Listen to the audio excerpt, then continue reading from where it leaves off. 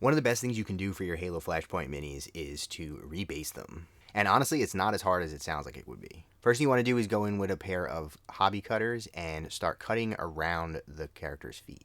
Now make sure you stay a few millimeters away from their feet until you can get the whole base to pop out.